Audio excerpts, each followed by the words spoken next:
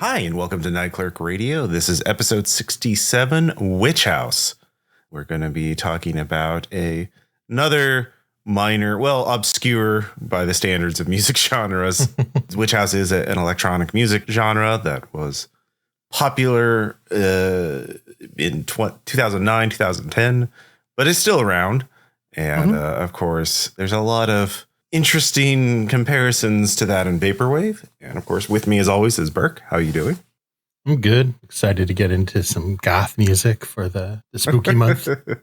Yeah. In previous episodes, of course, we've talked about vapor goth, artists like Chinese Hackers with the album Wiretap. But this is a bit different. Yeah, Witch House is a genre I've been aware of for a while, but I never really got into it, probably because the few times I listened to it, it didn't really connect with me. But now that I've done more of a deep dive, I certainly understand the appeal now. But yeah, it's quite interesting. And we want to give a big shout out to our patron, Ex Umbra in Solemn, who sort of brought this genre to our attention because, like I said, I was aware of it vaguely, but I kind of like, oh, that's a thing, and then forgot about it. So, but Ex Umbra kind of brought it back to our attention and put some links to some interesting artists, and some of whom we'll be discussing.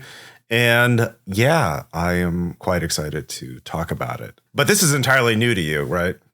Yeah. And I'll say that when they did recommend it, a bunch of other people also jumped on and were like, oh, yeah, that first Salem album, which is an artist we'll talk about, that album, that's great, and et cetera. And people really got into it and also threw in recommendations. So that's definitely what piqued my interest because, like you said, I had never heard of it. I think largely because I have almost no connection to house music. Really, I've never been like a big fan. So, which is probably like the first thing I get the hurdles out of the way before I get into what I do actually like and what I did end up liking a lot is you like drum and bass and stuff. So you have some like connection to electronica, like electronic music and stuff in your listening repertoire. Yeah. I, for a while as a child, liked, literally as a child in the 90s, had like a big late 90s, I guess I was a teenager, trance phase because the like iconic rave track Halcyon and On by Orbital was at the end of Mortal Kombat. The 1995 Mortal Kombat movie that plays when all the souls are released. And it was on that soundtrack, which I listened to all the time on my little Discman going to school. And I was like, this is pretty good. This is kind of cool. Listened to a bunch of I don't even remember what it was. It was just like whatever trance mixes I could find on Napster. Tiesto. Tiesto like ICQ and IRC and stuff at the time. But you didn't have the power to really research stuff in the same way. But other genres kind of bounced off. Like I'm not big into drum and bass. It's too hyper, too frenetic. I am chill by I try to be. So that's a bit much. Even working out. It's too much for me. And then house I never got into, just kind of always, like you said, bounced off me. I think there's some aspects of that, which is some of the production stuff is not really interesting to me, purely as music. And I think one of the reasons Witch House works is because it does have this other sort of visual aesthetic, which we'll talk about on top of it. But a lot of house, I think the one thing that really throws me off in house music is a lot of the processing of vocals. Because I don't mind a straight up sung song. Right. So in terms of, I guess keeping it goth specific, I don't mind songs that have lyrics and stuff. I had a big phase where I was into a lot of that late 70s, early 80s post-punk goth rock stuff that kind of evolved into new wave and then sort of mellowed out and became less occulty as time goes on. But Susie and the Banshees, the Chameleons are a huge UK group, Bauhaus, et cetera. Bauhaus, yeah, for sure. Yeah, Bela Lugosi's Dead was a huge track, and then it was in the Achewood webcomic, which introduced it to a whole new generation. But that kind of stuff I liked. So vocals are not necessarily a problem. And if they're processed, they can also be interesting. So vaporwave has very mellow, right? They sort of blend into and bleed into the overall soundscape. They aren't really lyric songs. Sometimes in echo jammy stuff, they can be, but they're still sort of hypnotic and get repetitive. Yeah. But in some electronic and house, they do the high pitched chirpy vocal editing to match the attack, to get these high attack vocals. And that just messes with me. It doesn't sit well. So stuff like that. So I was definitely concerned with the house bass going in, because I was like, oh, what if I just don't like the root of what happens? But I think I ended up liking a lot of what people suggested. Yeah. I think the really interesting thing is how eclectic of a genre of Witch House is, because in terms of the sound of Witch House varies so much, both from stuff that was produced in its heyday, which again is like the 2009, 2010, when Salem popped up on the scene and everyone was really into that mood. But like people are still making Witch House today, and it definitely sounds different. You could play like a mix of Witch House music, and if you selected it carefully, every song would sound completely different. I mean, it would always sound electronic because that's sort of its core, but like it's kind of like vaporwave in that regard, is that there's such a wide variety, because I've heard stuff that was very like shoegazy, very kind of mellow, and then there's a lot of like Witch House, especially some of the newer stuff, it seems to be very trap influenced, very like hip hop beat, and like very more oriented towards being club music or something. Like it turns out one of the artists I actually liked is considered a Witch House producer, Clams Casino. Because like you've mentioned before. Yeah. Because like I discovered Clams Casino on a chillwave mix, but Wikipedia doesn't lie. And it says one of his genres is Witch House. And I can see that, like I'm God is considered Witch House because it's, so moody, and there's a lot of sounds of water, which again is a Witch House kind of thing. A lot of them. So yeah, it's a very interesting genre in that eclecticism. That's definitely one thing that surprised me. So also, like, I love the story of like how genres come about, whereas like the name Witch House was like just a coined joke. So, because apparently, according to people, that Picture Plane, who is one of the artists that was recommended to us, the video for Goth Star was one of the recommendations. Apparently, like for like a radio interview or something, was just like, well, we do house, but it's kind of occulty, so we're just going to call it Witch House. Like, as like an offhanded joke, and it just stuck. Which it's a great name. Like it's very, it immediately makes you interested in it when you hear it. But I do want to give people an idea of what we talk about if they haven't heard it. So this is probably, I guess, one of the most famous tracks, but King Knight by Salem.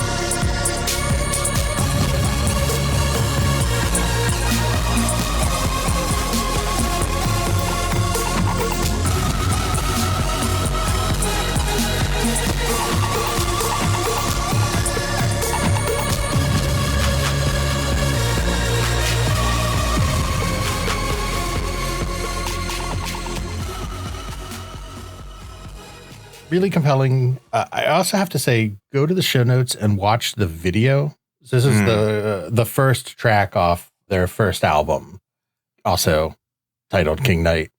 And the video is awesome. It's just like this black, ominous 18-wheeler with like lighting effects around its border.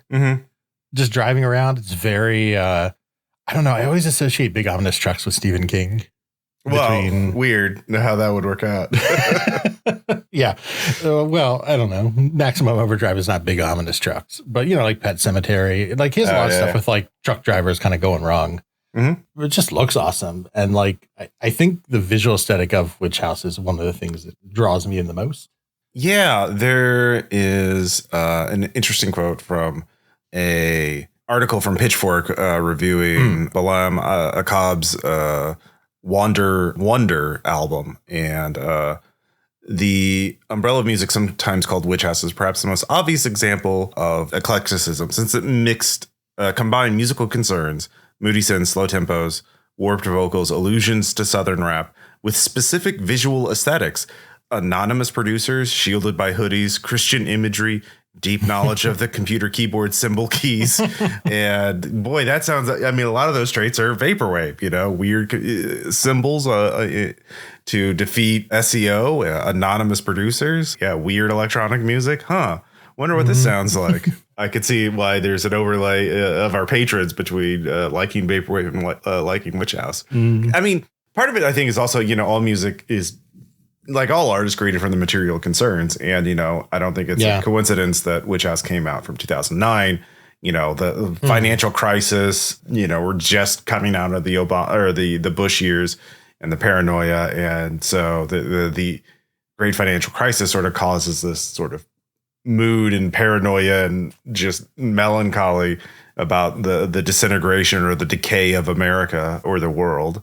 And I don't think it's a coincidence that Witch House often invokes Twin Peaks. Again, a bit of that 90s nostalgia. Yeah, I suppose. Yeah. So. No, that's interesting. I wasn't really thinking about it that way in terms of the historical context. Only because I think of the inclusion of occult elements with the given genre as so common.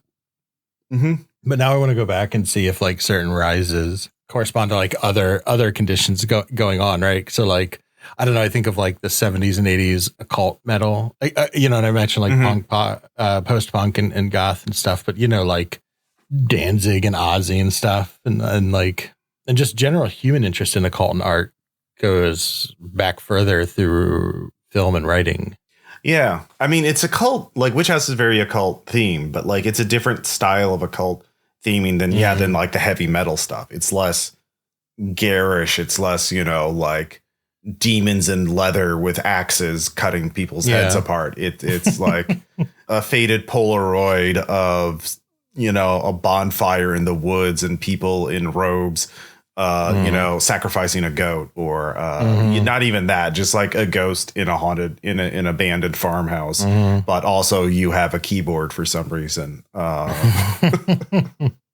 So, I mean, in some ways we could see it as sort of like a predecessor to like the popularity of analog horror, because it's sort of drawing on sort of the same sense of disassociative, like old technology and like the wilderness and just being, I don't know. You know, things like found footage like Blair Witch may have started leading into this.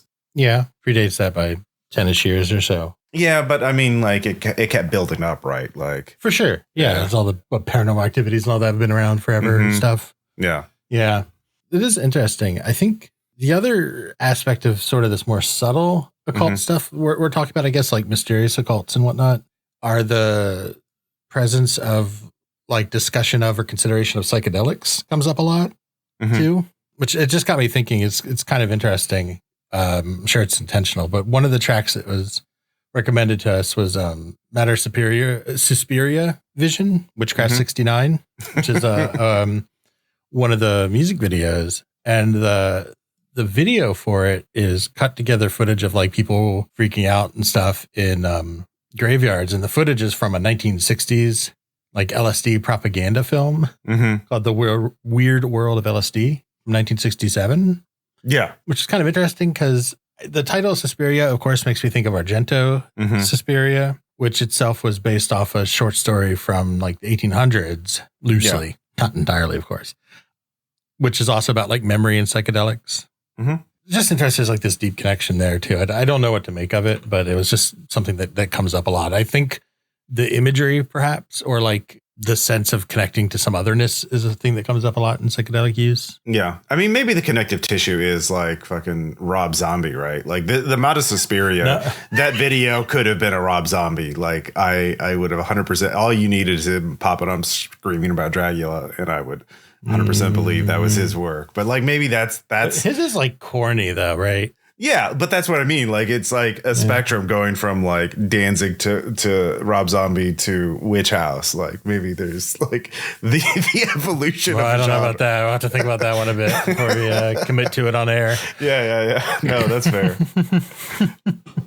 Also, I strongly disagree with anything Rob Zombie after watching The Munsters. I just want to put that out there before we get back into actual discussion. Yeah. Just saying. Sorry, I feel like we're just contractually, I don't know what the contract is, but I feel we're obligated to mention Dragula at least once per year on this episode, on this podcast. So I don't know about we. It seems to be just you. All right, fair enough. The other thing that I think may have led to Witch House is also like 2008, YouTube starts coming into dominance, right, as a video platform, and like people start uploading everything, and digital, audio workstation, music production software is very sophisticated by that point.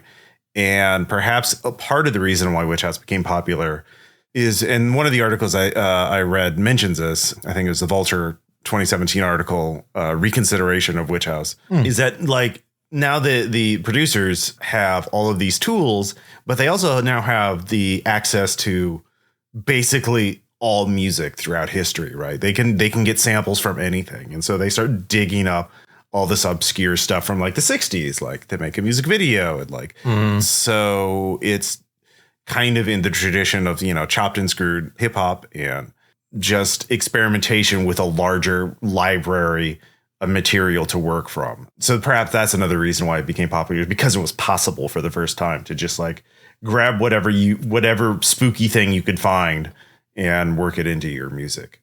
Yeah, I do think it definitely heightens the appeal of digging up obscure samples, because you can get really obscure and you can go really deep into whatever source of interest. I mean, how many times have we just, after watching a movie night, just fired up, the archive.org video viewer and just start clicking through until you see some weird black and white shit, because there's just so much media detritus out there waiting to be found, just made, forgotten, and just waiting to be discovered. Which is kind of one thing that I'm sort of excited about, of like, what are this type of like obscure occult samples in the future? Maybe not occulty. I was just thinking about it because we stumbled across like the United States Chemical Safety Board's YouTube channel last night, which is just like all these weird 3D renderings of industrial accidents. Basically, it's like low level to hear and shot CGI of like a chemical plant making a mistake and exploding or something. And God, I really hope that is like in 60 years or even 10 years, even 10. I guess stuff is so fast. Yeah. I just hope that ends up in some weird. Yeah. I mean, we've already, sample. I don't know. Yeah. We've already seen that with vaporwave, like how many people have made stuff from the Kmart tapes. Yeah. And I found like someone uploaded reel to reel tapes from the 70s of Kmart music, including the little jingles that they looped in. And I'm sure that's already been worked into vaporwave. But yeah, like in some ways, Witch House is kind of like a horror. It's the same kind of, it's a different aesthetic and it's a different like sort of philosophy, but it's still like using the same tools and like mindset of like, oh, I have all these resources available to me. I'm going to make use of them. And I don't give a shit about like, I'm just a person in my bedroom. So I'm going to be more experimental. But I mean, there are differences too. Like Witch House uses a lot more vocals, like you mentioned, a lot more singing, where vaporwave is much more, usually much more instrumental. There are more Witch House bands rather than solo acts. Salem was a band, I think, right? Yeah. But the average thing for Witch House or for vaporwave is a single artist. I mean, it's really interesting that like about at the same time vaporwave's coming into existence, Witch House is coming into existence, and they just kind of had some of the same roots, but they diverged in very different ways. Yeah. We mentioned like a lot of this stuff is being like very occult and horrific and dark. And a lot of it does sound very spooky. But like Bala Macabre's album Wander Wonder is actually pretty chill. It's pretty like, it's pretty nice. It's meditative even. So you beat me to it. I was going to bring it up. I was going to say, clearly we're talking about this as like a topic episode because we didn't really, there's just so much music and it was a lot to take in, all this variety. So we kind of pushed aside the idea of like, well, we should do an album, like a traditional double album episode. But that Wander Wonder album, I really like that. And I think it was one of the few like full albums I really listened to. A lot of it, I went through like mixes, which I also want to talk about some mixes that were really cool. So like, I think the only part, once I got past the second track of Wander Wonder, which has the kind of like chirp vocals I was talking about, the track Apart, I think it's called. Once I got through there, yeah, it's really, really actually kind of my jam. Like I really like a lot of that chill, ethereal sort of stuff. Yeah. So actually, let me just play a little bit from one of these tracks, just so people know what we're talking about and kind of contrast it against that earlier Salem track.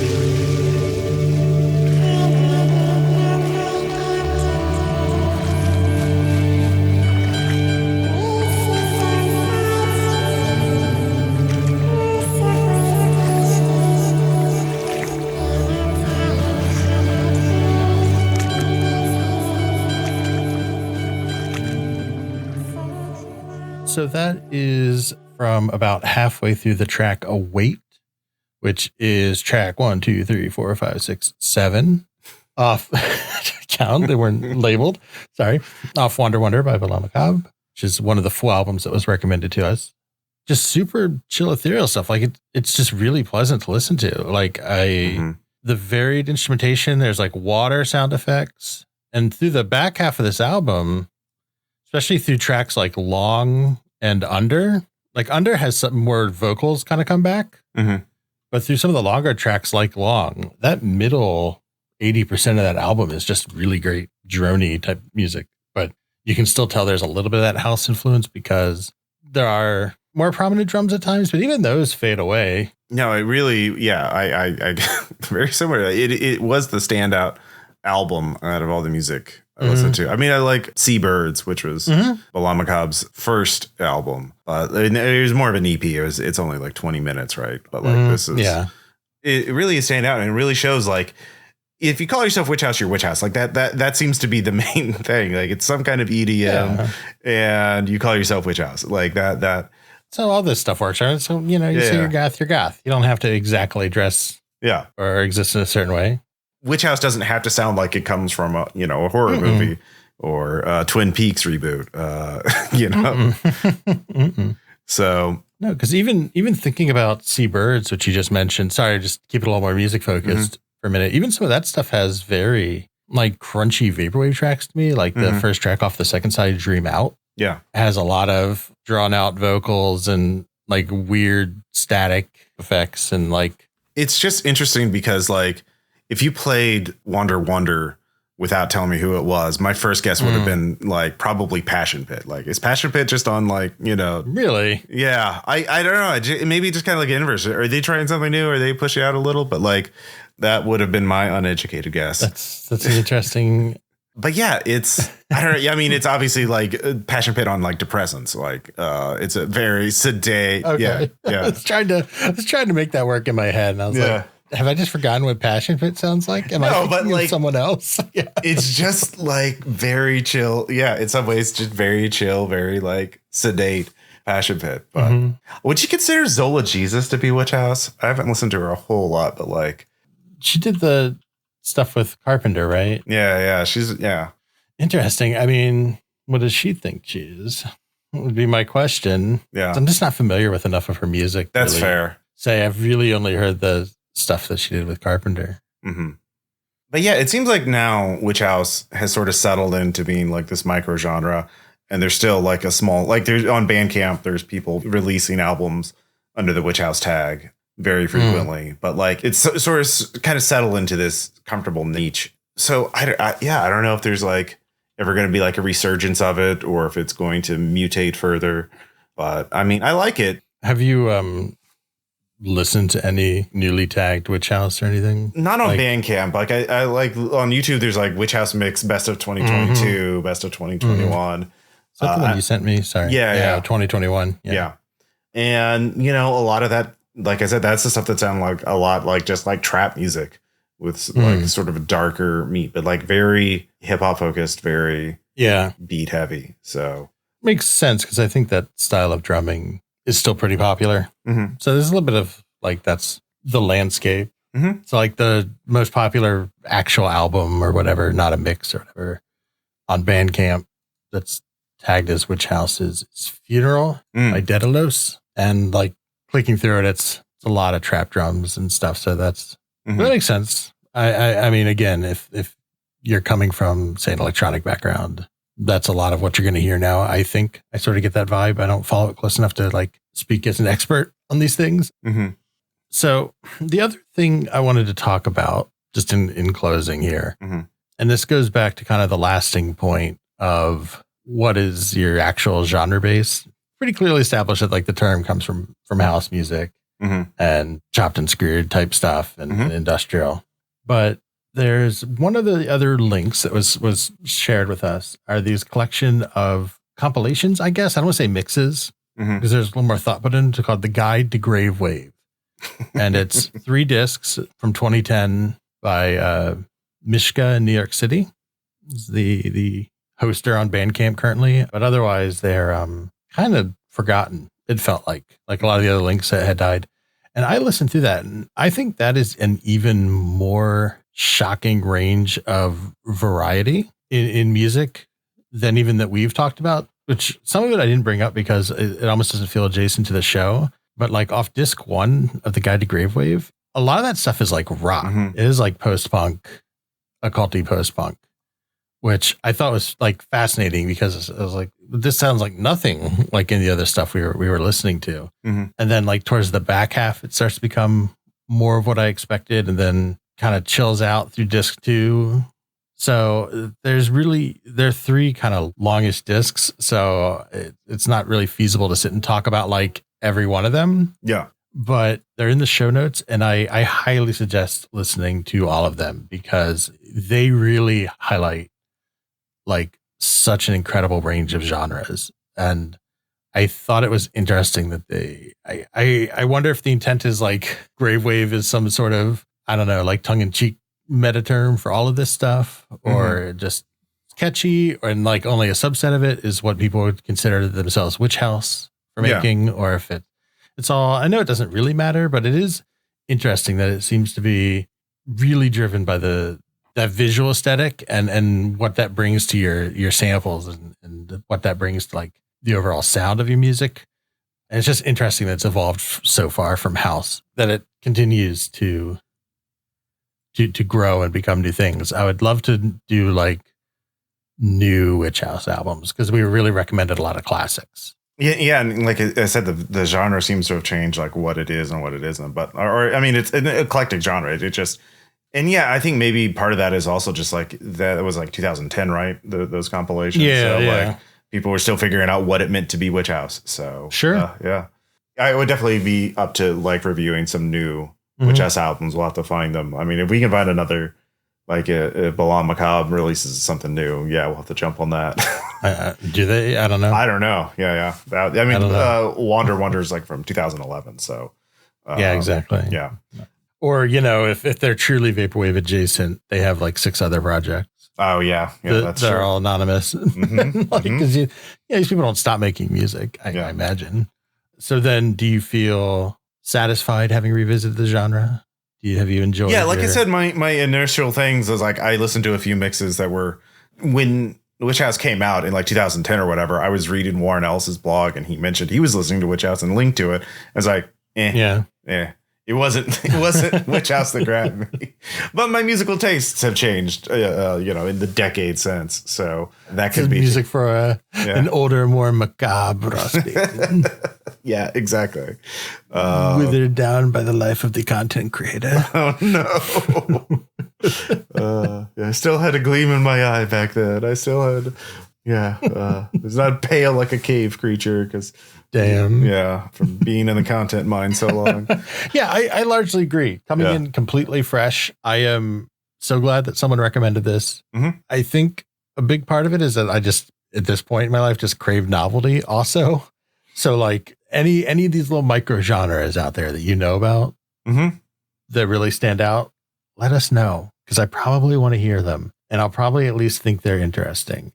But I definitely think like some of the more mellow stuff and some of the more post-punk stuff off the Gravewave guide are things that can work their way into my listening. Like those really overlap well with what I like. And some of the more house stuff I can, I get it. It's interesting, but I think it wouldn't be my first choice. I guess it's like the most diplomatic way of putting it. But again, I love being introduced to new stuff. So thank you so much for saying something on the Discord. Yeah, definitely. Let us know if you have any other genres for us to look at.